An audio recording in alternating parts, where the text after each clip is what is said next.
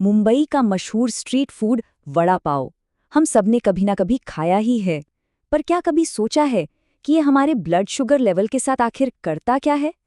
तो आज की इस पड़ताल में हम इसी सवाल का जवाब ढूंढने वाले हैं, एक बड़े ही दिलचस्प फूड एक्सपेरिमेंट के जरिए।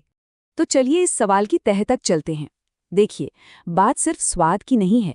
बात यह है कि शरीर के अंदर जाकर हमारे सिस्टम पर इसका असल असर होता क्या है। तो सवाल सीधा सा है, ये जो सबका पसंदीदा स्ट्रीट फूड है, ये हमारे ब्लड शुगर पर असल में करता क्या है। मतलब हम सब इसे बड़े चाव से खाते तो हैं, पर क्या कभी ये सोचा है कि इसका असर होता कैसा होगा।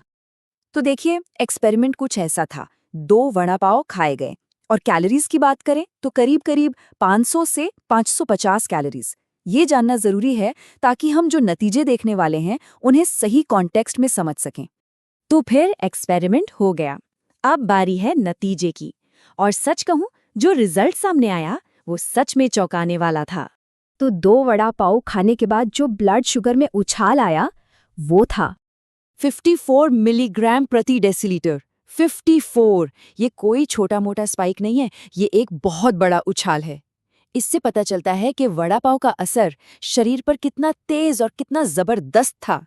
और देखिए, स्पाइक तो आया, पर इससे भी ज्यादा हैरान करने वाली बात है रिकवरी का टाइम।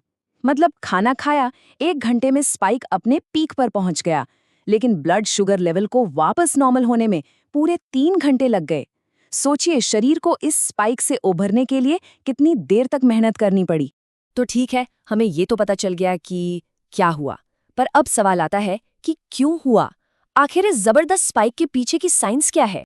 इसकी एक सबसे बड़ी वजह है एक कॉन्सेप्ट जिसे कहते हैं कार्ब्स पर कार्ब्स, और वड़ा पाव इसका एक परफेक्ट एग्जाम्पल है। सोचिए जरा, बाहर पाव जो कि ब्रेड है वो भी कार्ब, और अंदर आलू की फिलिंग वो भी कार्ब। तो हुआ ना कार्ब्स पर कार्ब्स। अब इसे थोड़ा और आसानी से समझते हैं। देखिए, जब किसी खाने में प्रोटीन, फैट और फाइबर जैसी चीजें होती है ना, तो वो एक तरह से स्पीड ब्रेकर का काम करती हैं। वो शुगर को खून में धीरे धीरे जाने देती हैं। लेकिन वड़ा पाव जैसे कार्ब्स ऑन कार्ब्स वाले खाने में ये स्पीड ब्रेकर तो होते ही नहीं है। तो नतीजा क्या होता है? शुगर सीधा रेस लगाती है खून में और आता है एक जबरदस्त स्पाइक। और हाँ, ये कहानी सिर्फ वड़ा पाव की नहीं है। एक और एक्सपेरिमेंट किया गया था जिसमें एक बहुत ही सीधे साधे खीरे के सैंडविच को टेस्ट किया गया व्हाइट ब्रेड पर। और पता है स्पाइक कितना था? 59 mg पर डेसीलीटर, वड़ा पाव से भी ज्यादा। यहाँ भी असली विलन वही था, प्रोसेस्ड कार्ब्स वाली ब्रेड जिसमें कोई फाइबर नहीं हो। अब आते हैं इस पूरी पड़ताल के सबसे दिलचस्प हिस्से पर।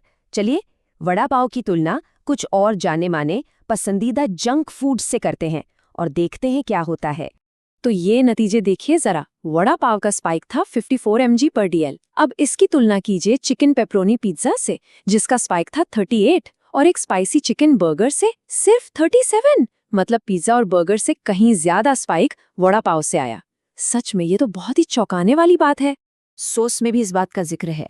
मैकडॉनल्ड्स का स्पाइसी चिकन बर्गर खाने पर ब्लड शुगर सिर्फ 37 mg बढ़ा था। अब ऐसा क्यों? शायद इसलिए क्योंकि बर्गर में जो चिकन था उससे प्रोटीन मिला, और उसी प्रोटीन ने उस स्पीड ब्रेकर का काम किया और शुगर स्पाइक को कंट्रोल में रखा। और ये कहानी सिर्फ बर्गर तक ही नहीं है, दूसरे स्नैक्स को भी देख लेते हैं। 2 प्याज कचौड़ी, स्पाइक 38, 1 प्लेट मैगी मसाला 34, आधा मीडियम पिज्जा फिर से 38। ये सारे आंकड़े वड़ा पाव के 54 के स्पाइक से काफी कम है। तो इस सारे डेटा को देखने के बाद आखिर हम सीख क्या सकते हैं?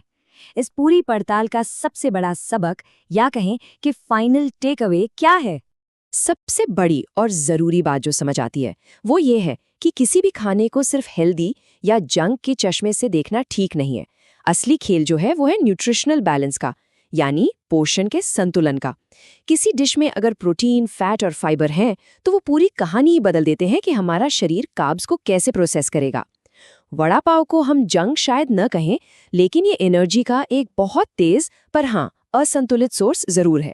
तो आखिर में एक सवाल जरूर उठता है, अगर आलू और बन से बनी एक सीधी साधी चीज पिज्जा या बर्गर से भी ज्यादा ब्लड शुगर स्पाइक दे सकती है, तो ये हमारे रोजमर्रा के खाने के बारे में हमें क्या बताता है? ये सोचने पर मजबूर करता है ना?